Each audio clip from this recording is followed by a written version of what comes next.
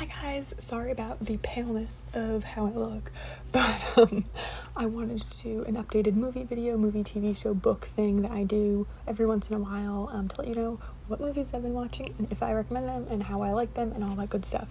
So I have a list here. We're going to try to run through it pretty quick because I don't want to make this too long. So the first one is Honey Boy, which I'm sure you guys have heard of. It is Shia LaBeouf's movie where he stars as his father, and it's kind of a biography of his early life. It looked super interesting and it was well written and the acting was really good, but for me anyway, the plot kind of fell short. The kid who plays him as a kid is really good. He's really good.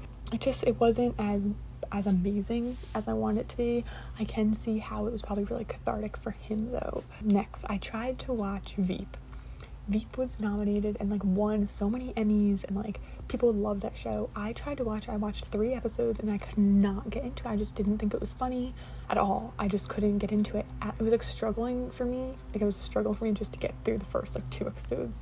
So I wouldn't recommend Veep. It's just not my style, I guess. Next is The Kid Who Would Be King, the King Arthur kind of story. I love that story, but the movie, the first half hour was good and then it got really boring and I could not focus. I'm pretty sure I had finished the movie, it was all on, but I just wasn't paying attention to everything after the first half hour. It got slow and weird and it just wasn't that good. Okay, next, I know this is an old movie and you guys are how have you never seen it? The Object of My Affection with Paul Rudd and Jennifer Aniston and Sarah Hyland as a cute little baby toddler. It's so 90s.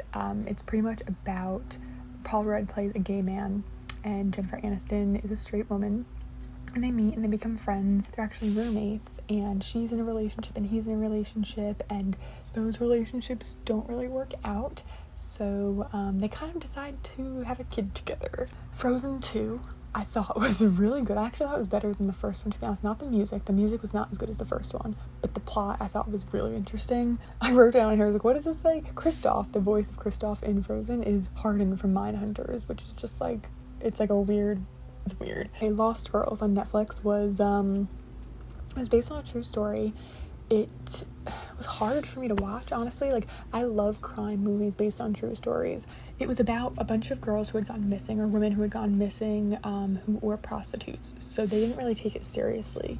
And it's about their sisters and their mothers and everything kind of coming together to kind of get the police to work on it.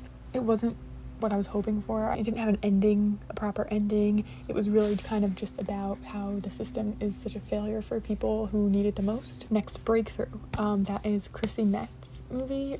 It's one of those miracle movies where someone dies and comes back to life. It's sort of religious, so not for everyone, but it is sweet. They don't kind of shove religion down your throat. It is emotional, and I did cry at a couple points, and it's based on a true story, so that's interesting. Topher Grace from That 70s Show plays a, what did I write? Oh, I didn't write what it was, a pastor, which is just bizarre. I couldn't get on board with that. Josh Lucas from Sweet Home Alabama plays the kid's dad. And the guy from the insurance commercials, who everyone thinks is Morgan Freeman but isn't, plays a doctor. It's an interesting cast. The story is good, but it's not my favorite of all those miracle movies. Next, a show on Netflix, Dating Around. I love it. I haven't gotten into Too Hot to Handle yet, but Dating Around is really good. There's only 5 or 6 episodes. It's really cringy, but I like it a lot. It's one person goes on a date with 5 people, I think, and at the end they have to choose who they like the best and who they want to go on a second date with. So you can kind of it's kind of like House Hunters for dating, which it's just so interesting. You watch them go on these dates and you're who are they vibing with the most? Who do you like? And I only got it right twice. It's pretty hard to guess, and it's interesting, and I really like that it's all ages, all sexual orientations, all genders. They don't have any limits. I really like how they did that. If they made a season 2, I would 100% watch it. I totally recommend it. You can watch them all in one day. Okay, and then I watched the live action Lion King. It pulled me in, and I liked it. But the voices kind of bothered me. I don't know if it's because they're famous people and we are aware of their voices, but something I didn't like. I thought it was a little too advanced for kids. I don't know. Obviously, I like the cartoon better. I don't know. I just do. I like the cartoon better. And then I watched The Sun Is Also a Star with Charles Melton and Yara Shahidi. It was really, really good. It's sweet and kind of slow moving, but I really like it. It's about 2 teenagers, seniors in high school. They just meet randomly, and they kind of just spend a couple days together, and you see their connection and how their worlds are really different, but how they still can connect, and it's really interesting. I'm pretty sure it's based on a book. It's very slow moving, like I said, and I wouldn't really call it even a romance. It's just like a movie. I don't really know. It was good though. I think I mentioned a while back the stand-up comedy by Eliza Scherzinger, saying that wrong, on Netflix. She has like 4 or 5 different ones, and they're really good, but she recently came out with a sketch show on Netflix. It's called The Eliza Scherzinger Show, I think. It is so funny. I wasn't laughing out loud as much as I do in her stand-up, but it was like very clever. It was really fast to get through too. I think I watched it all in one day. A serious movie I watched was called Littlewoods. It's with Lily James and Tessa Thompson. I thought that was really good. It's on Hulu. It's about 2 sisters, I guess half sisters, who their mother dies, and now they have to deal with her house.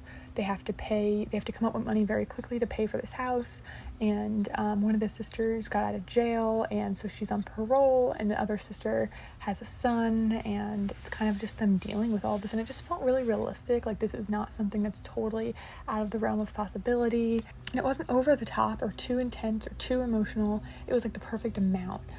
So I thought it was really good. It kind of, okay, this is gonna sound weird, but it gave me the vibes of The Perfect Storm, which the movies have nothing to do with each other, but like that's just the vibe I got. I don't know. Okay, next I watched Wuthering Heights, which is like, I don't know if it's a movie or it's like a 2-part thing. It has Tom Hardy, yeah, which is just like, there's your number 1 reason to watch. I never read the book, which is shocking, but I knew the story just because it's talked about so much, and Tom Hardy is fantastic. The movie is super sexist and like really, I don't know why so many people find it to be like this amazing romance, because I don't think that it is. I think it's really disturbing, and it's just dark and wrong. It's a lot of dysfunction and manipulation, and like a really manipulative, dysfunctional relationship kind of overruns the story, and it's just super messed up and like problematic. I don't know, just very, I don't know why so many people love it. Like, it's a good story, it was super interesting to watch, but like it was like just so like wrong. I don't know. One of my favorites on this list, Onward, on Disney Plus. I'm so glad they released it early. It's so cute and so good. It's one of my favorites, like, of the Pixar kind of Disney collection. I thought it was super sweet. I cried. The voices are so freaking obvious though, like, to who plays them. It's just like so obvious, but after like 25 minutes I kind of got over it. But it's a really cute movie. Okay, next I watched Drunk Parents with Alec, Baldwin, and Salma Hayek. It's pretty funny. They're like a really great duo. You did never expect them to get together in a movie, but they did, and I thought it was pretty good. It's about them, they send their daughter off to college, and then they don't have any money, and they're trying to find a way to like still seem like they have money, and it's kind of like dumb, like there's something they could have done right in the beginning of the movie and like it wouldn't have been a big deal, but like it's a movie, so you know. Pikachu Pet Detective was amazing. I don't know why it took me so long to watch it. Ryan Reynolds just like makes this movie. I had zero expectations going in. Like, I didn't know if it was supposed to be really good or really bad. I don't remember anything about Pokemon really from like 3rd grade.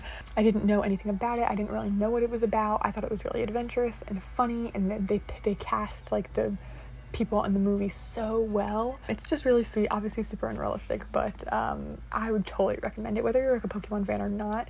That was a solid movie. Only Mine on Netflix. It's with Rosa from Roswell, New Mexico, and it's garbage. It's like a Lifetime movie or like a Hallmark movie. It's based on a true story, which is shocking to me. They changed it a lot though, like it's loosely based on a true story, because I read up on the true story and like it wasn't exactly right. I think that the true story actually was more interesting, and they should have kept to the true story more. I think it would have been more like interesting to watch. It's like a crime/love story about a stalker type relationship, and it's very shocking, and I think her acting is pretty good, like Rosa from Roswell, but the rest of the acting isn't great.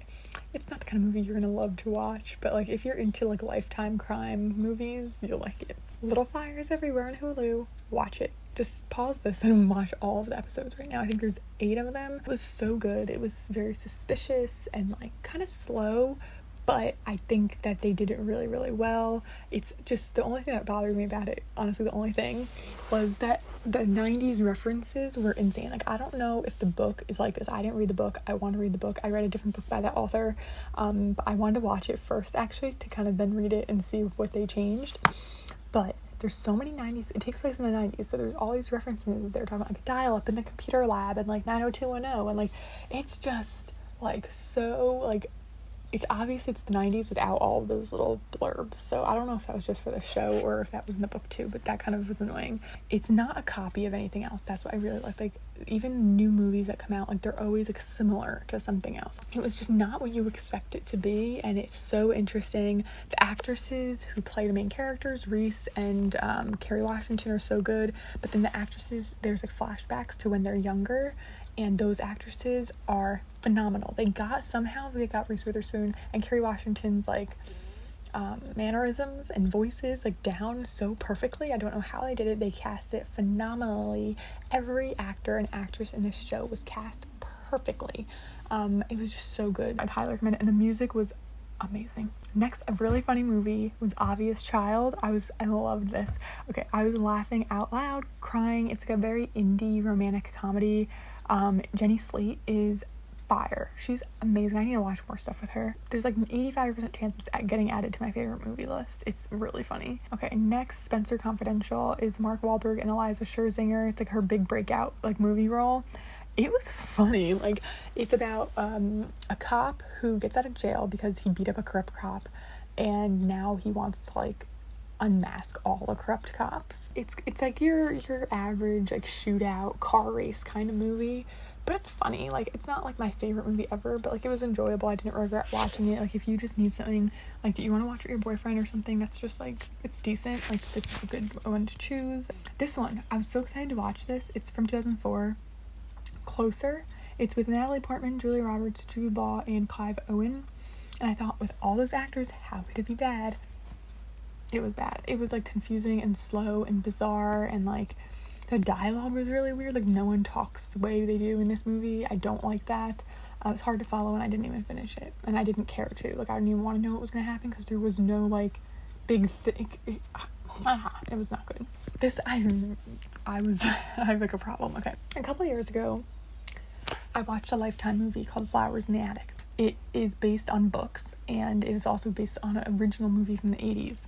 It is about incest, families, torture, it's really good. It's a part of a series, though, of books, and the original movie from the 80s I watched, I did like that one a lot, but it has like 4 or 5 books after it, and Lifetime actually did the following 3, I think, and I watched all of those, so they were very interesting. And the only thing that really bothered me, other than like just it being Lifetime, was the actors changing constantly. So like in the first Lifetime movie, the actress, the main girl who's like narrating, is the girl who plays Sabrina in the Netflix series, and then after that they change her, and then they change her again. Her being in the first one I thought was really good, and then in the second one I can't remember the girl's name, but she was really good too. But then in the third and fourth, like, the actors change, the personalities of the main characters change.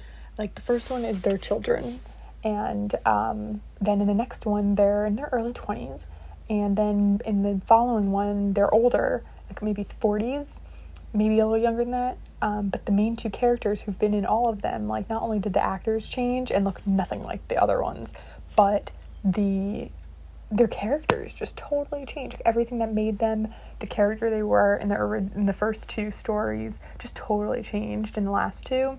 And I do think, from what I read about it, that the author changed on the last 2, but like the last 2 just got so ridiculous. The first 2 line up. Like, there's the first one, and it's like hard to watch, and it's difficult, and it's messed up, and the second one also is messed up, but it like makes sense and it follows a plot.